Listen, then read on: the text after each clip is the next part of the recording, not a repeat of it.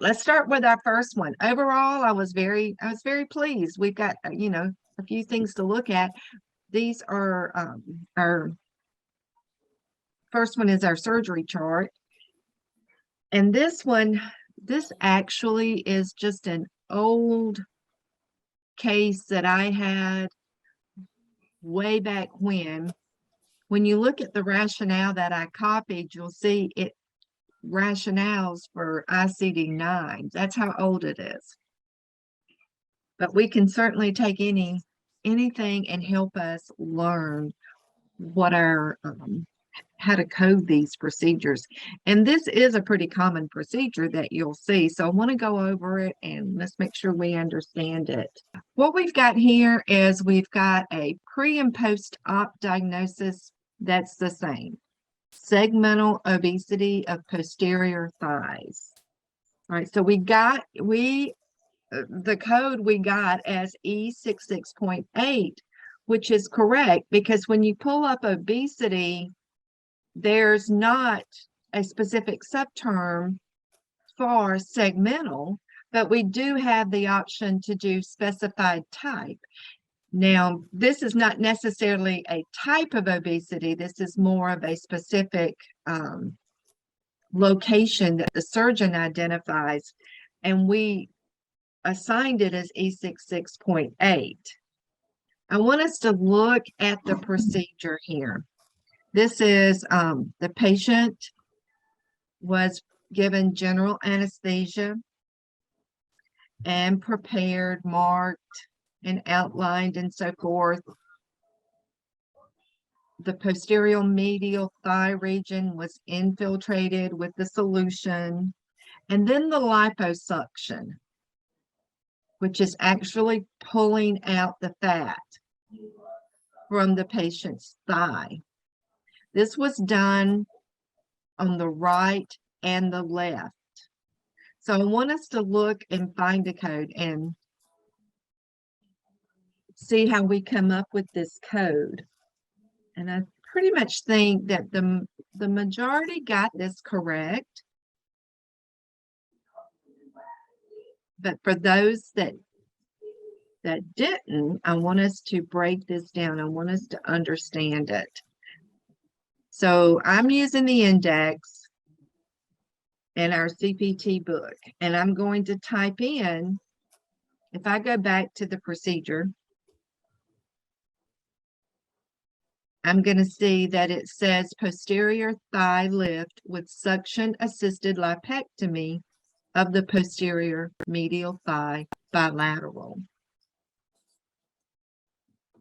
That lipectomy is where I'm going to go, but I need to understand what was done through that incision. Through that incision, the accomplished procedure was actually the liposuction. And that helps me to understand better where I'm going to go in my CPT book or encoder to understand which code is applicable. So I'm going to type in lipectomy. All right. And here I know it's an aspiration because they did a liposuction. So they suctioned the fat out of the patient's thigh. So I have a category here, and I'm going to just pull it up. And I'm going to open my codebook view. I have started using this a lot. The head and neck, the trunk, I'm trying to find my location. When I find my location, I come up here, I click on it, 15879, suction assisted lipectomy. But then I'm going to read my code description, and this is pretty much what this physician did. So, like I said, the majority got this code and the bilateral for the 50 to identify that as a modifier. That was awesome. So I don't think I'm going to have any questions on this, but I want to open it up as we go through these today instead of at the end to make sure that we understand. Any questions on the correct coding of this. So we've got E66.8 for our diagnosis, and we have 15879 with a modifier of 50 for our procedure. Please, the diagnosis come again. E66.8. Okay. What did you All right. get, Eugenia? Let me check. Did you get something different? No, I specified obesity. Okay, so you got the E66.8. Okay. All right, let's look at our next one. These were kind of different, but you all did well in understanding what we were looking at here. This next brief scenario, what my purpose with these was to give you the opportunity to learn the diagnosis and the procedure coding. So we have a patient with persistent pneumothorax. That's our diagnosis here. This patient undergoes pleurodesis with the installation of talc into the pleural space. All right, so we need to know what a pleurodesis is. Now, in our course, we learned medical terminology. Do we remember everything? No. As time goes on, yes, it becomes more and more familiar. But until you're familiar, you want to use an online dictionary, or honestly, you can use in CPT. I did want to ask this because I'm not sure. I know that you have the common language description in your ICD-10 CM. Do you all have the common language description in the CPT as well? Yeah. Okay. Okay. So what a pleurodesis is it's a procedure which involves putting an kind of an irritant drug, which is the talc in this case, into the space in our pleural cavity between the lung and the chest wall. And this is a lot of times to fight the infection, in this case, the pneumothorax. All right, so I want us to look up how to find these codes in our CPT. We're going to first go to pneumothorax, which there again, we did very well on this. Oh, I don't know why I went there. I'm going to go to my index.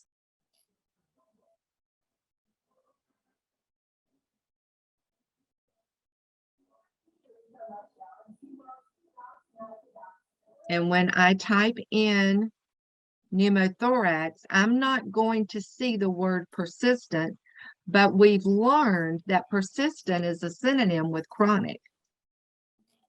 So we're going to assign our J93 because none of these are applicable. Okay. It does not say spontaneous. Our J9383. It says persistent, which is equivalent to chronic. J93.81 is our diagnosis code. Okay. What about the pleurodesis?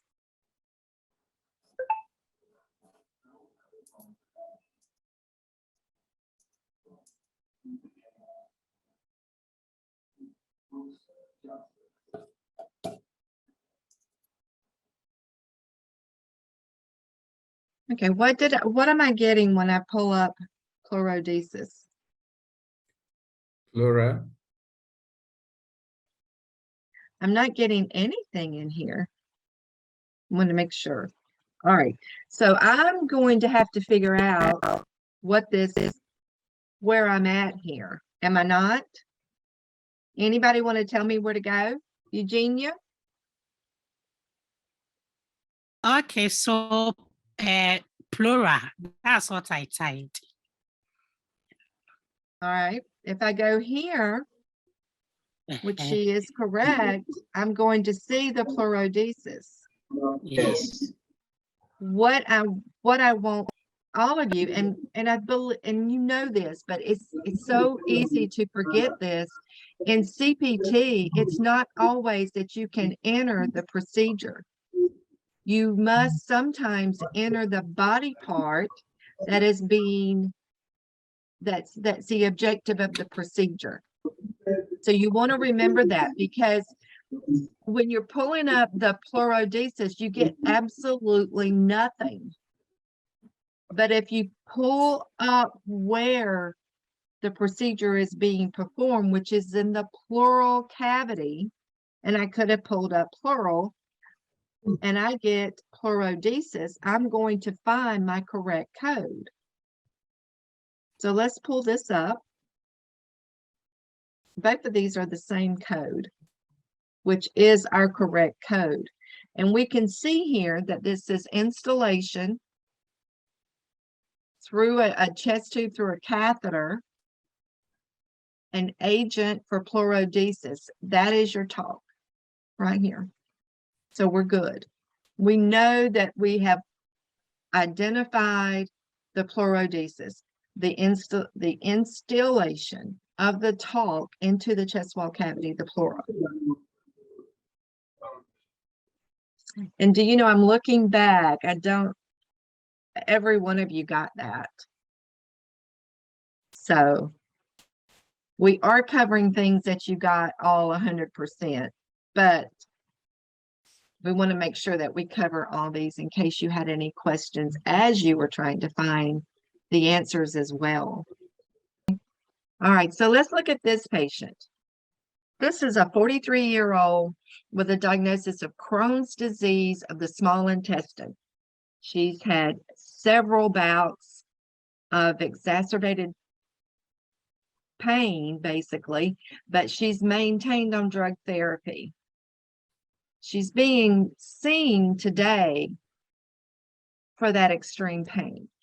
And now the X-ray has identified an obstruction.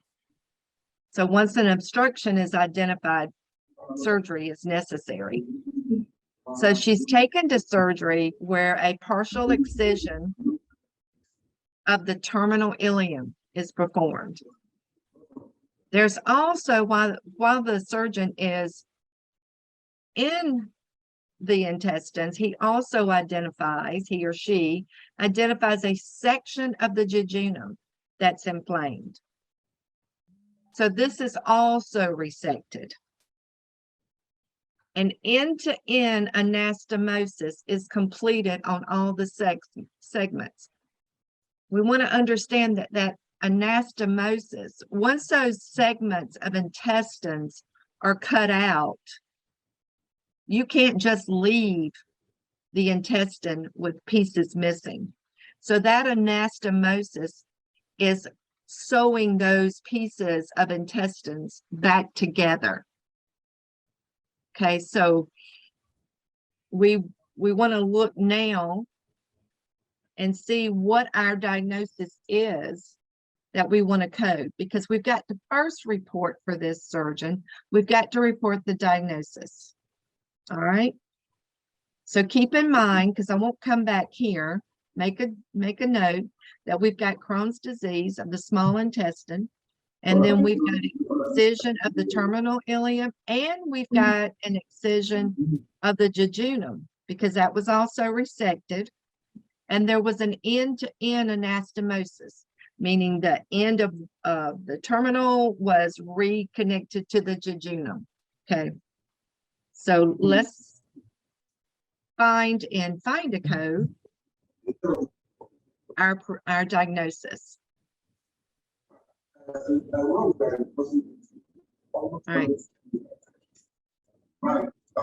right, so we have Crohn's disease. So I'm going to key in Crohn's disease.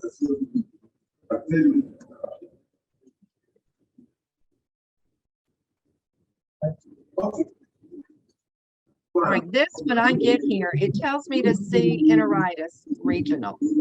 And I can click on that to go there. And it goes directly to regional. All right, if I scroll, I want to scroll down and I'm staying under my subterms. Okay, so I want to go with. And I want to see, I've got to find the small intestine, which is right here. And I'm going to open that up. And I have another subterm under the small intestine. Whoops. All right.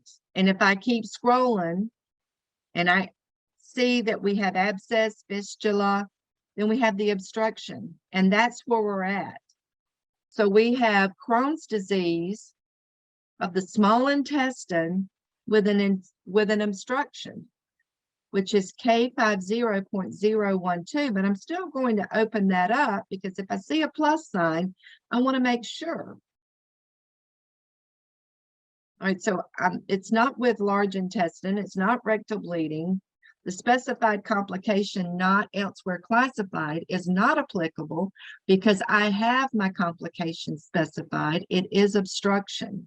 So I'm going to come back up here and I'm going to click on K50.012. Crohn's disease of the small intestine with intestinal obstruction. That is my diagnosis code.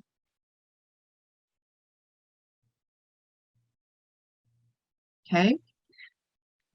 Now I've got to identify what procedure was done. There was 2 procedures done. There was a resection of the ileum and there was a resection of the jejunum. Okay. So I'm going to go back to my index.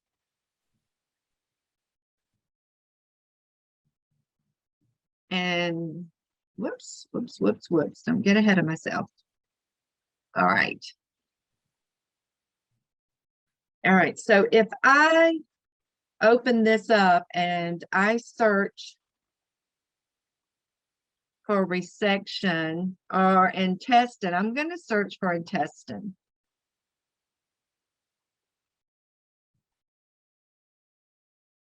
Because remember, we talked about the body parts. And sometimes you might find this easier than you would looking for the procedure. Our procedure was defined as just excisions. If we use our medical terminology that we had in our course, we could easily know that an incision of the intestine is called an enterectomy. Excision, ectomy, intestine. All right. So I'm under intestine. And I'm going to keep scrolling down. And I'm going to find small. Because I'm in the small intestine.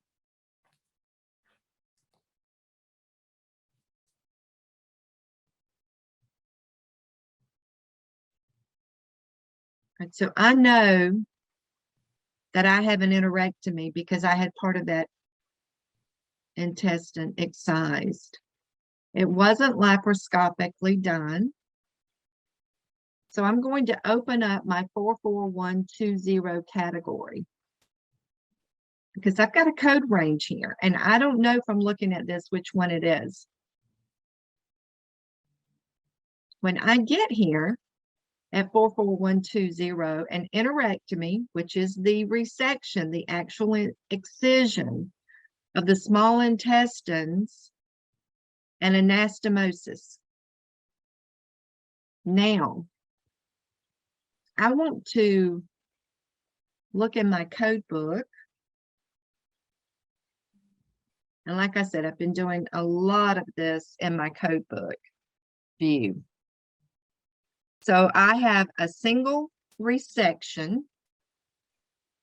and anastomosis. All right, that's my first procedure. That's the excision of the ilium. Do we remember it was the terminal ilium? All right, but I also had an additional resection of the jejunum. So I can see here when I open this up, because you can click using these arrows from code to code, or you can open this up where it looks more just like a book. And you can see that each additional resection and anastomosis, it's telling us to list separately in addition to the code for the primary procedure. So that 44121 is our second procedure code. All right.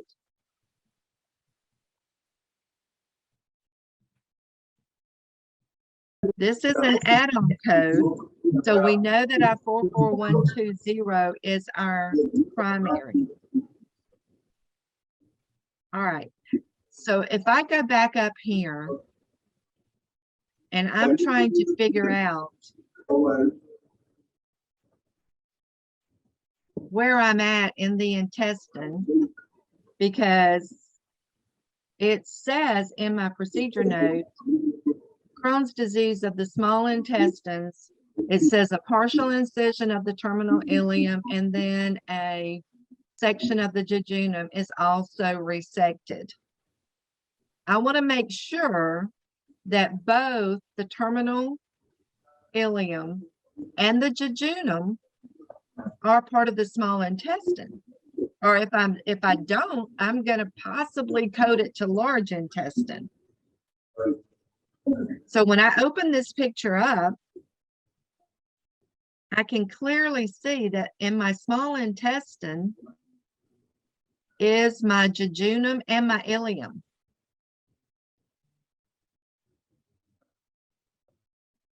So I know right here that I am in the small intestine. So I have a resection.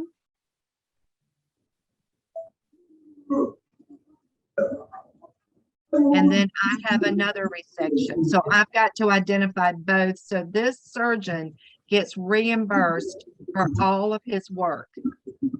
44120 and 44121. Okay. Modifier 51 is not applicable to add-on codes. Okay. So modifier 51 is not going to be assigned in this because it's an add-on code. So with this scenario, I have my K50.012 as my diagnosis, Crohn's disease, small intestine, and I have 44120, and I have 44121. Their final exam has E&M scenarios. The one thing about the final exam that I've noticed is, it pulls up random charts. So I don't think, as of our last final exam, that any student has had an E&M to code in that final exam. Is that correct? Those that have, all of you, have you had an E&M chart to code? No. I didn't think so. But there wasn't any, yeah. But Leo, I don't want to take the chance that it's going to come up as a random and they're not prepared. Yeah. So what I'll have to do is, if it's not fixed today or by this week, then we will have to start doing E&M in our sessions, which is something that we were going to do anyway from me. And then Dave had the suggestion of using the virtual internship E&M module. But we will have that answer within the next day or two, because I need to know that as well. Because I pulled this together because I was hoping that E&M would be available this week for them to start on, and it still might. It still might be. If not, I will probably send over Friday, because you get from me by the end of day on Fridays, you get what next week's scenarios are. It will be E&M for next week for sure. Whether Right. it's through CareerWise or virtual internship, or whether it's something that I do. Okay. Thank you, Faye. You're welcome. Thank you for the question. Okay, and so Blessing, thank you for letting me know that picture is not there. All right, so let's back up and let's talk about that. You need to know that this is part of the small intestine. We learned that in our course. Do we remember it? Even I don't remember all the little sections of intestines. To be absolutely sure, I'm going to look up a picture in an online dictionary. Okay. Michael, did you have a question? Yeah. Yes, I do. Okay. Okay. My question is, how do I know that CPT code 44120 and 44121 contains partial assertion of terminal ileum and jejunum? Because I was struggling with that. I got to the code, but I did not see documentation of partial assertion. I'm sorry, repeat that last. You did not. We're having a Partial excision. partial excision. Exactly. The Exactly. documentation. The Yes. documentation. Okay. What we've got is the partial excision of the terminal ileum, and that's probably how you got the 44120. All right. There was a section of the jejunum inflamed. This section was resected, excised, not the entire jejunum. We did not have, if that had been the case, it would have been documented in the procedure differently instead of just the section resected.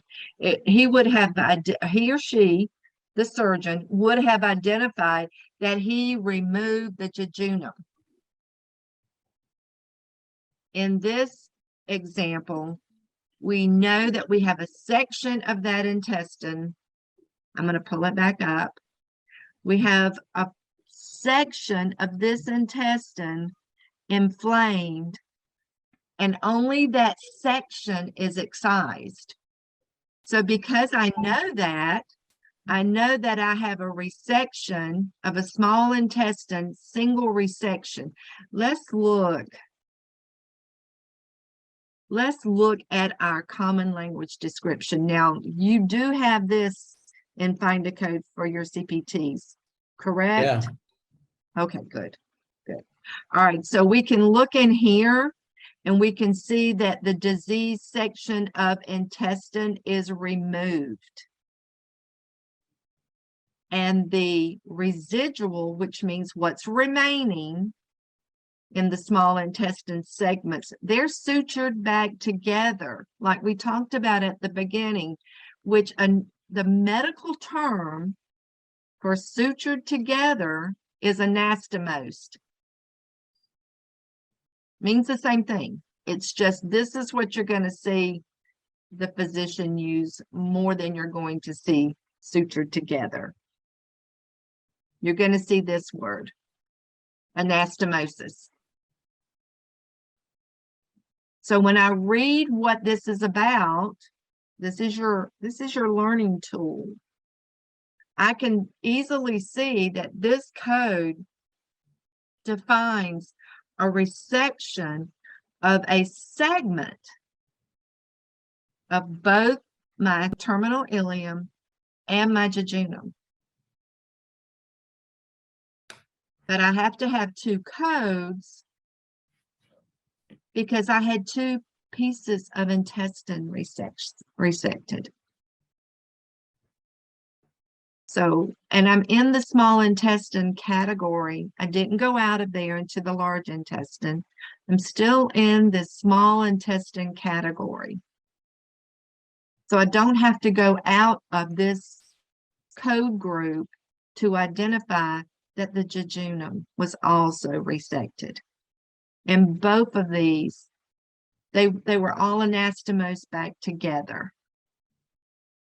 An interesting procedure to watch is actually this on YouTube. I don't know how many of you, a lot of people do not like watching live videos, but that's how I learn. They also have animated videos for those that don't like live videos of these type procedures. When you watch these procedures, you actually see the resection, you see the anastomosis, it clicks, it helps you to see what they're doing. Good question. Did that help, Michael?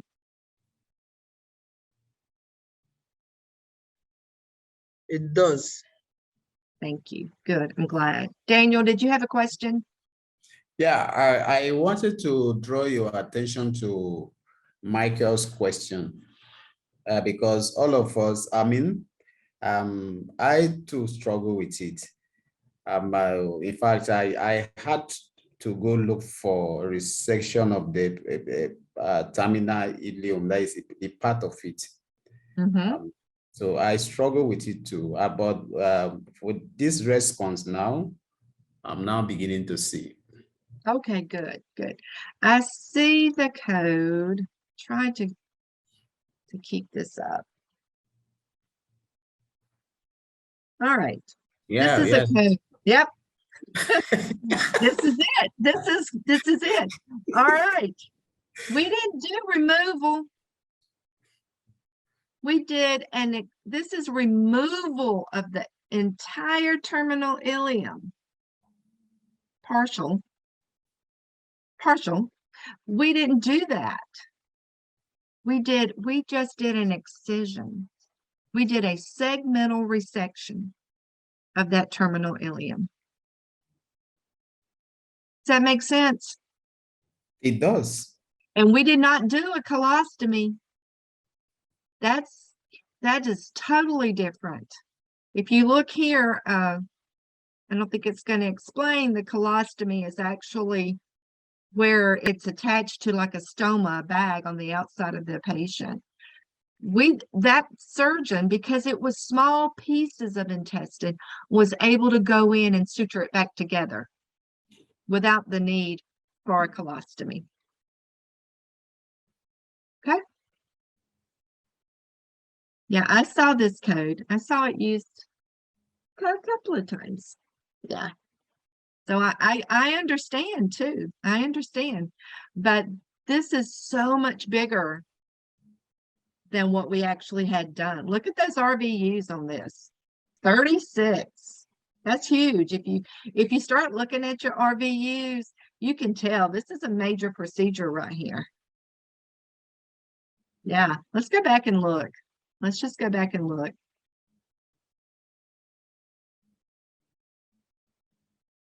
Well, I'm getting the same thing here. So I guess they're going to pay good for either. But the thing about here is that they could sew it back together. We didn't have to have a colostomy. Okay.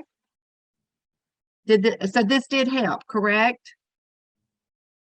Yes. Perfect. All right. Let's move on. I don't remember how many more we have.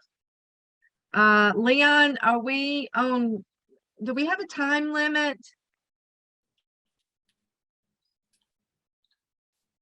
Is Leon with us? Yes. Okay. He might have stepped away, so he'll come back and then he'll tell me if I have a time limit. All right. If any of you have to drop off because you have to go, that's fine. You know, this is being recorded. So we have this one and one more, I believe, and we're done. Okay, this one, I only ask you to put the surgical code in, the CPT. So let's see what was done. This was under conscious sedation, which was administered by the surgeon. This patient underwent a bronchoscopy with biopsy of the right main bronchus, transbronchial biopsy of the left lung, dilation of the main stem bronchus with placement of a stent, a bronchial stent, in the left main stem bronchus. So I want to look at how we come up with these codes. Let's see if I can glance over here. And y'all really did pretty good on this one. Yeah, this was good. I was proud of y'all. All right, so we want to know, first we're going to take our biopsy. And I'm going to come down here to the index.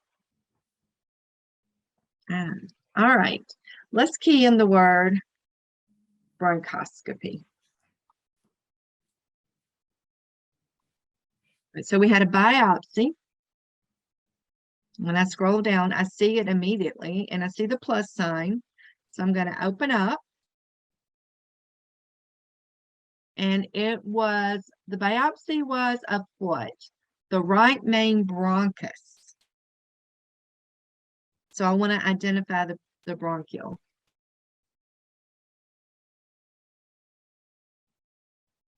right, so this definition is bronchoscopy, rigid or flexible, including the guidance when performed, so it didn't have to say that in our op note, with a bronchial or endobronchial biopsy, single or multiple site. That code is 31625.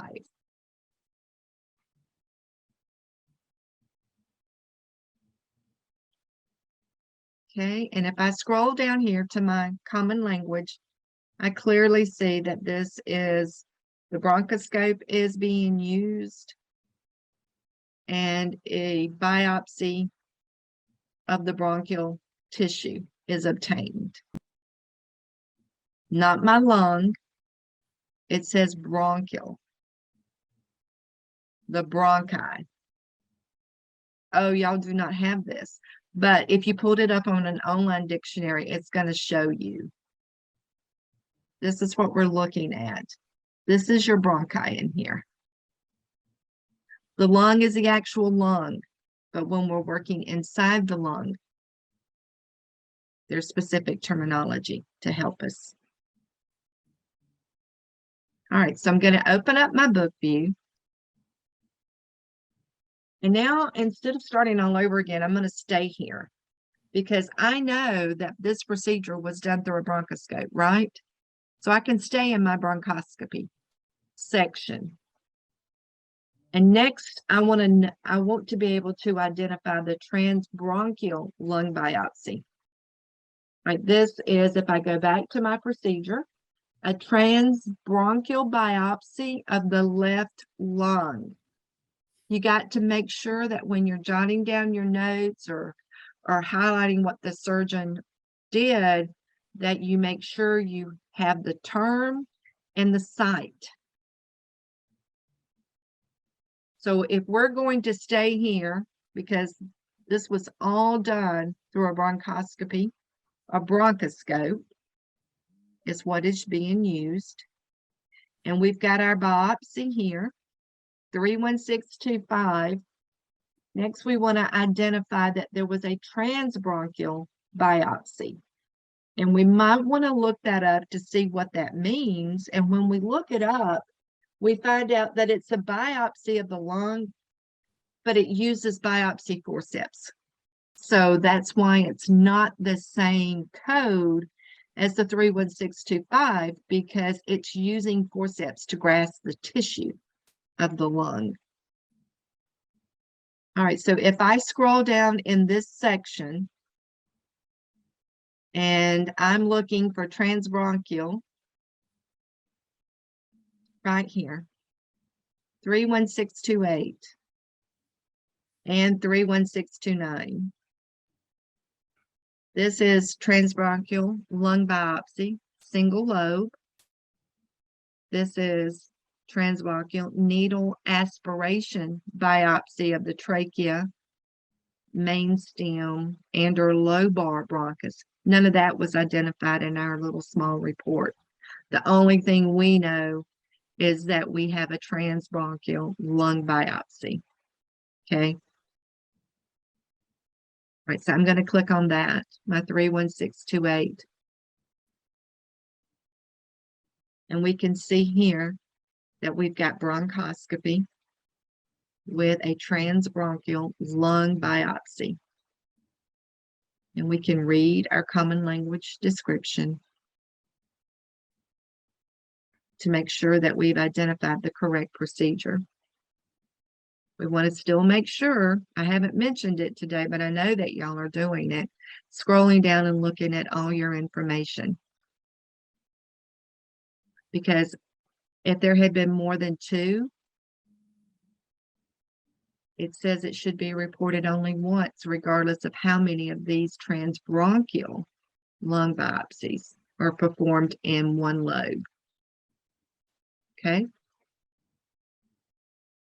All right, so 31628 is reported to identify the transbronchial lung biopsy. All right, next we had, let me go back and look. We had the surgeon indicates that he dilated the main stem bronchus and placement of a bronchial stent in that main stem bronchus was performed. All right, so if I go back to my book and I want to identify the stent. Okay, I left off with 31628 and I'm going to continue to scroll down.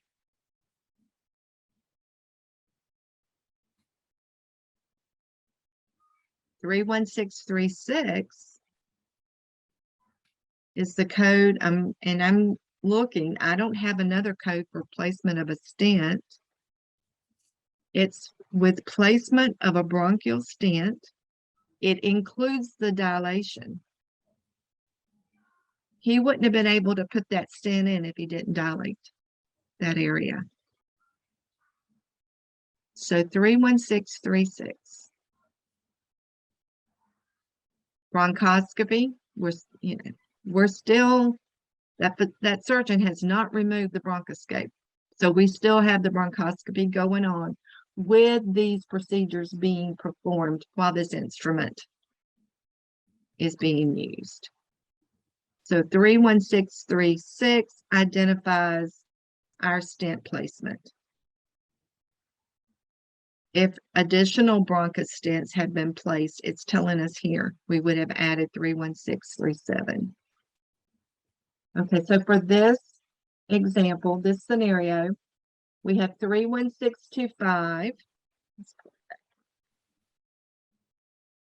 We had 31625. This is our biopsy that was first done.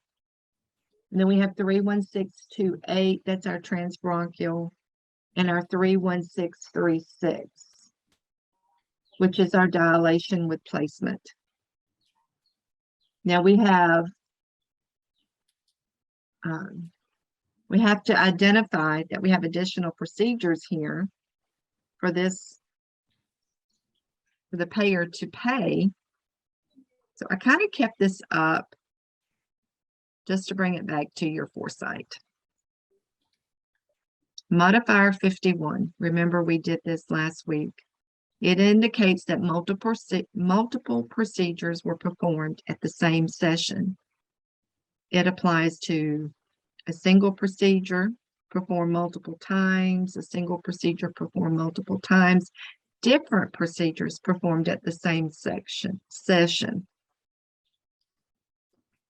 So we're going to append modifier 51 to 2 of our codes in order to let the payer know that these 3 codes were performed together. All right, this one, this is where I really wanted you to practice, and you did great, guys, all of you. This hit with a baseball on the neighborhood baseball field, when playing baseball with friends. This patient sustained a 2 to 3 centimeter superficial laceration to the right cheek. He also sustained a nasal fracture, and that required stabilization in the emergency room. And that laceration up here of the right cheek also required a simple suture. All right, so let's get off of that page showing our codes here. And let's walk through this one. We've got a lot going on here.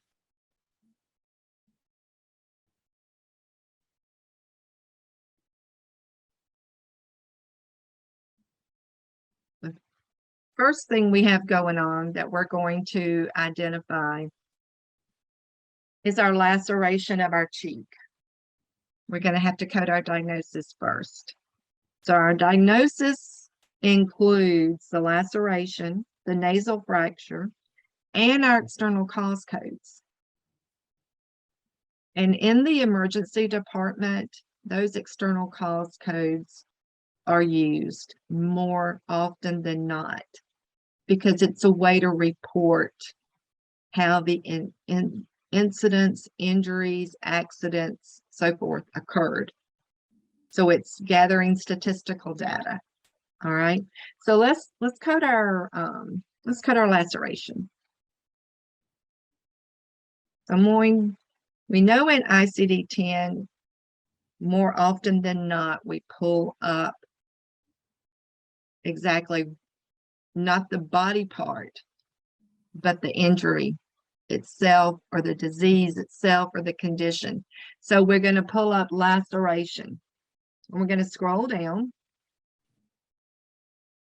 and we're looking for cheek. All right, so we have cheek, and we're going to open it up.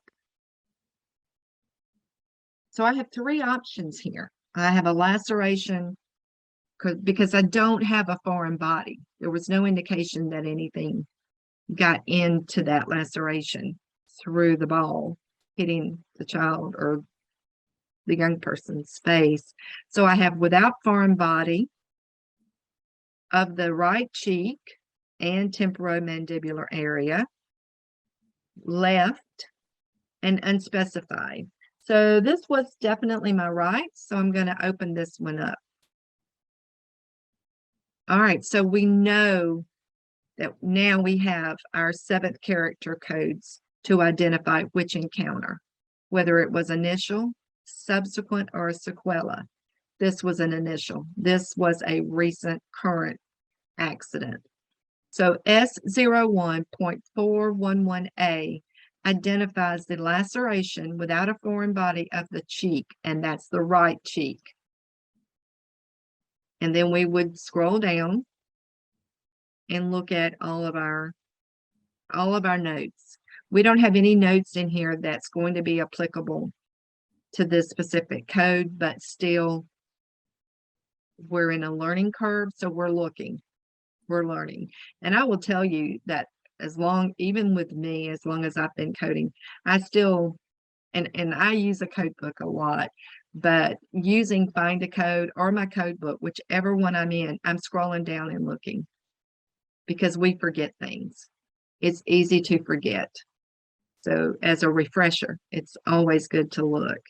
All right, so S01.411A, we want to jot that down as our laceration. We're going to go back and we're going to code our nasal fracture. All right, just like we coded laceration, we know that we have a fracture, so we're able to code our fracture. It sends us to traumatic by sight, and this was definitely a traumatic fracture. All right, so we're going to scroll until we see nose or nasal, because we want to identify. And the more you get familiar with what's in your index, you know how that it's listing out body parts. So you're scrolling until you get to the nose. All right, right here. So I'm going to open that up. And it's pretty cut and dry. It's going to give me my options. All right, it's not an open. It's not delayed. It's not subsequent with delayed healing. Routine healing was the first one. I'm sorry, I misquoted that. We know we have a fracture of the nose. It's an initial encounter. So we're going to click on that. This is our complete code. Remember, it has to be 7 characters. It provided that in the index. We did not have an intracranial injury. It gave us the same thing over there on our sheet. All right, so our nasal fracture is S02.2XXA. Remember, even though you're finding your complete 7-character code in your index, you still have to go to the tabular. And you will forever be told to do that. That's not something that we stop as we get more, just lost the word, more experience under our belt. It doesn't matter. You always go to the tabular. All right, here we're going to go with our external cause codes and pick up all these that we need to capture. There is its own section in Find a Code, in a code book, whatever you're looking in, external cause codes are separately identified. All right, so the first thing we have here is we want to identify the status. All right, so if I do status, and these are things to make note of, because external cause codes, you want to be able to assign as many cause codes as are available. If they're not available in your documentation, then you're not going to report it. But we do have a status. All right, so if I want to come here, and I know that this person was playing baseball in a neighborhood field,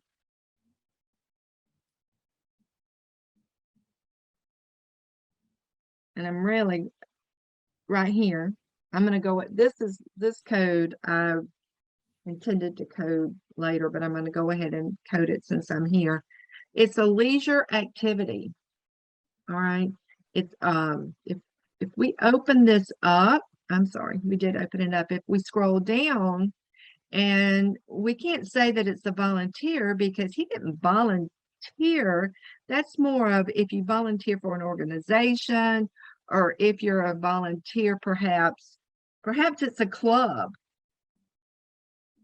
then perhaps you could use the Y99.2, but he didn't. He's just doing it for fun. So it's a recreation.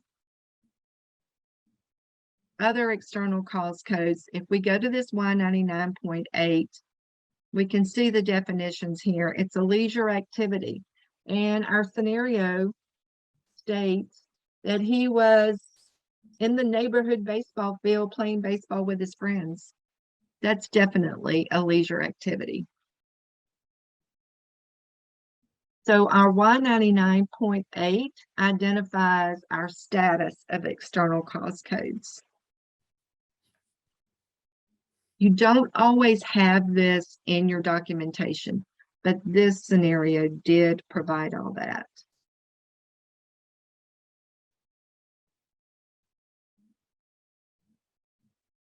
All right, so I'm going to go back to this external cause.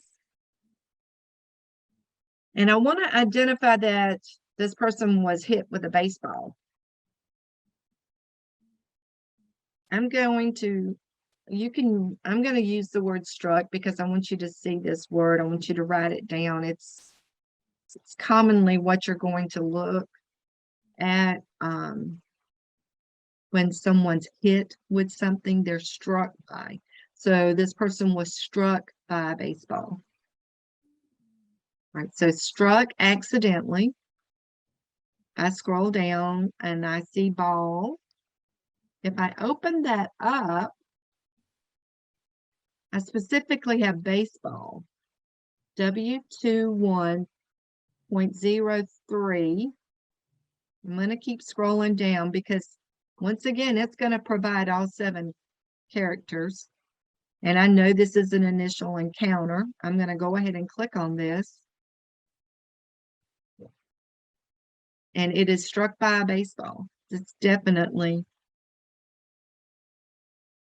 want to jot down in a report so that we can identify this patient was struck by a baseball. So, so far we have W21.03XA and we have Y99.8 as our external cause codes.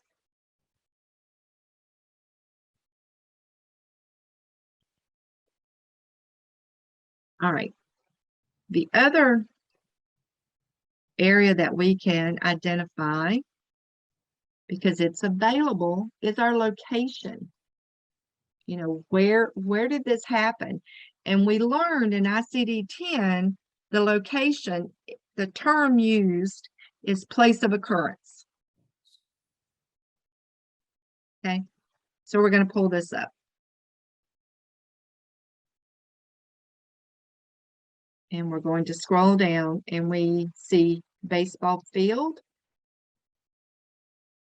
192.320. When I pull this up, I see that the baseball field is the place of occurrence for our external cause code. Now in ICD-10 and what we learned in application of external cause codes, we know that we can also look for an activity code.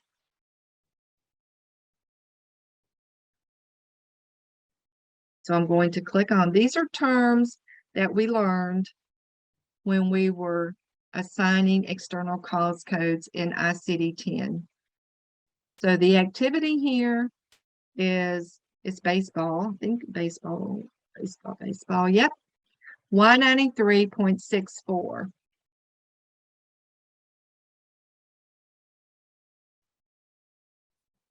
right, so let's go over these so that we understand. And I'm going to go over them in the way I have them here. We want to identify the external cause code as far as what happened. This patient was struck, hit by a baseball. That code is W21.03XA. We want to identify the place of occurrence. That was your baseball field. Y92.320. What activity was he involved in? Y93.64 identifies baseball. The next ICD-10 coding guideline tells us to code the status of the external cause. This was a leisure activity, Y99.8. Now, to be able to remind yourself what to look for with external cause codes is to go back to the guidelines. If you can't find the specific outline, send me an email. Let me send you the information of what to look for. Remember, if we didn't know that he was playing baseball, we wouldn't code it. You don't have to come in here and do unspecified. Your facility or your physician, whoever you work for, usually tells you if they want those unspecified codes. But with this scenario, we were able to capture all of our external cause codes. And I will say that y'all did a very good job on that. All right, we still have to code what happened with the repairs. So we want to come back up here and we've got to report. We've got to report the nasal fracture that was stabilized, right? So I want to click in here. Back to my CPT index.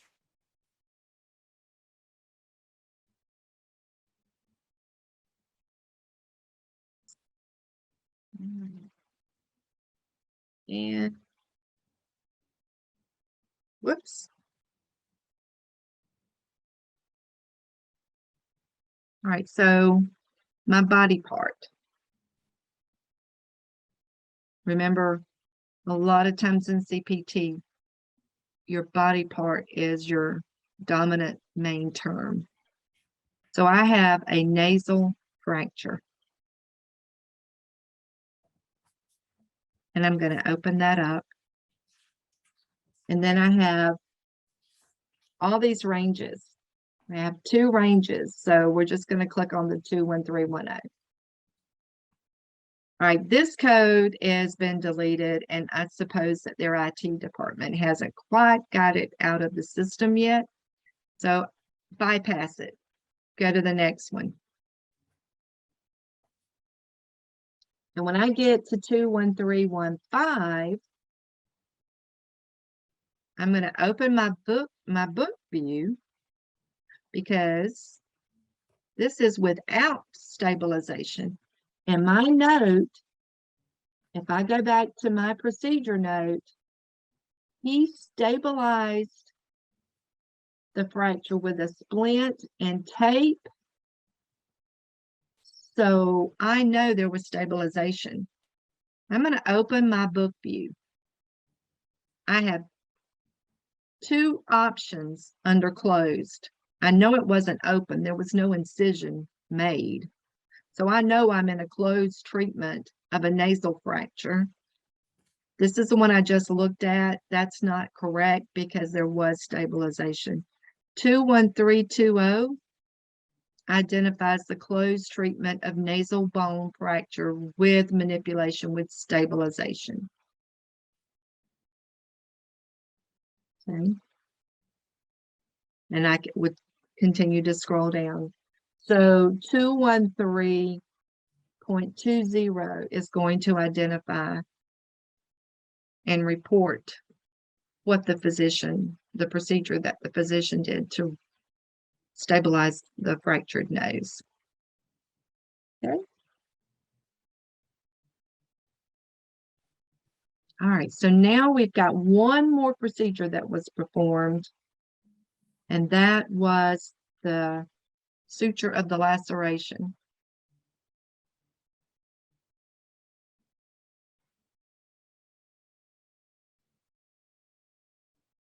All right.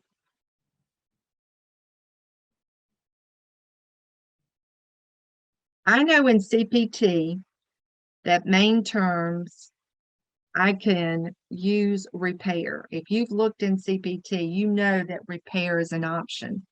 And we're going to go to repair, and we're going to click on that. When we go to repair, let me get that off my screen. And I'm just going to look for cheek, and I'm not going to find it. But what do I know about this from my education and what I've learned as a coder? That this is the skin of the cheek. It was a simple suture. There was no bone. There was no intermediate layers affected. This is a simple suture. That means it's the skin, because the skin is what covers our cheek. So we can know that by our own just personal understanding. And so we have a wound. Now, for those of you that remember, we did not have all 3 of these options before, and we do now. This is the ticket that I told most of you that I submitted to get all 3 of these listed. So we now have our options of complex, intermediate, and simple. And the documentation supports simple sutures of the skin. So I'm under a wound, I'm under my skin, repairing my skin. I have a wound, I have a laceration, and I'm in the simple 12001 to 12018. So I've got to click on the code category. All right, And I can glance at this and see that this is not my cheek. But it gave me a category. So I'm gonna open up my book.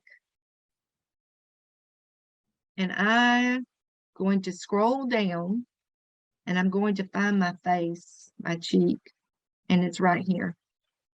It's a simple repair. It's a superficial wound and it's of my face. It's of my cheek. My cheek is on my face. And I don't have a definite measurement in this scenario, but I know that it's documented as 2 to 3. So I'm going to go with the 12013.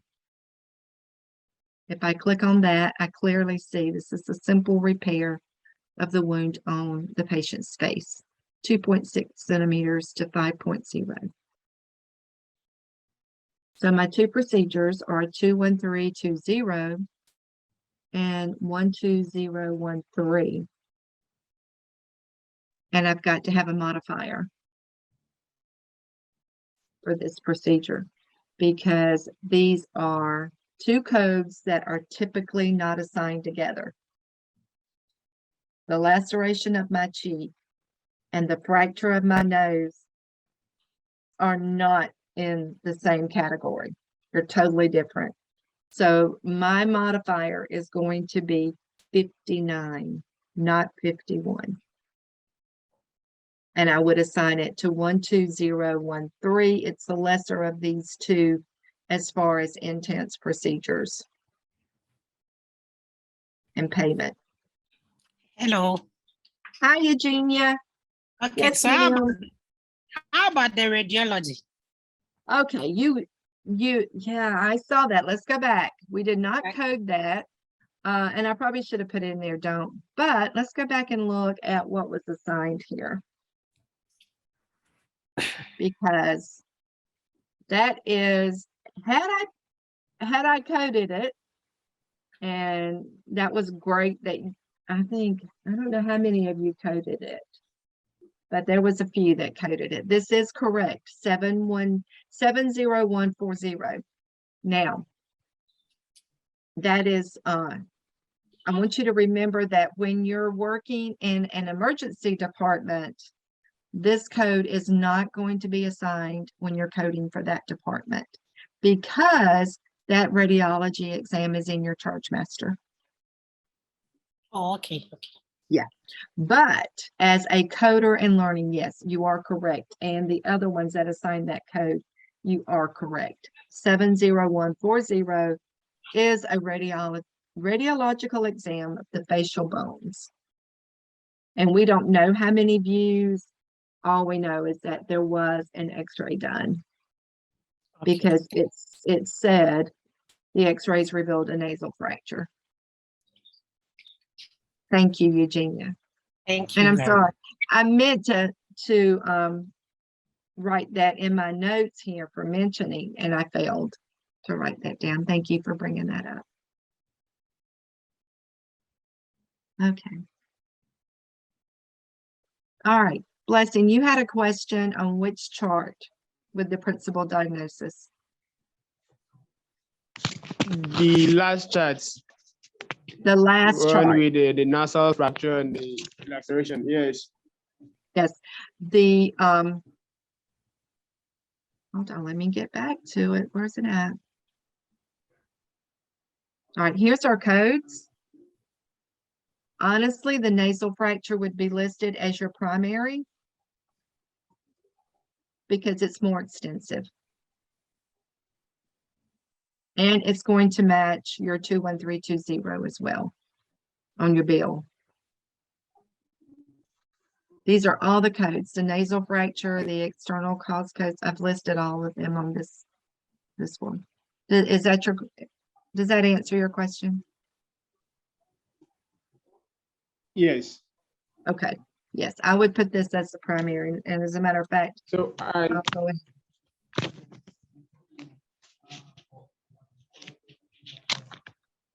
And I'm gonna add those. and I have another question. Okay,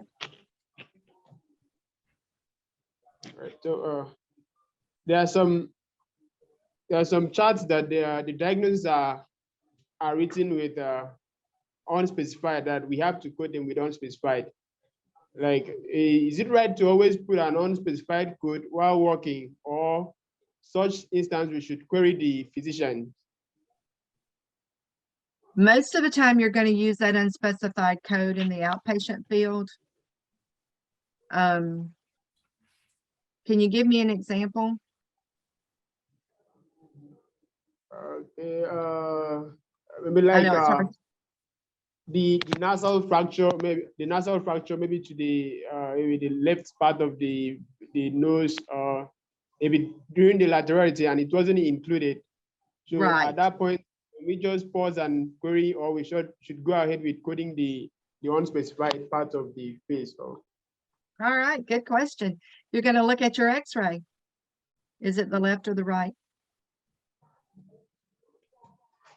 So you can code from your x-ray. And when you're actually working, which is what you're talking about, you're going to have that documentation in your chart. You should have Okay. the radiology report, because we can code from that. We can code the laterality. And you're right, it wasn't here. This is all that we had.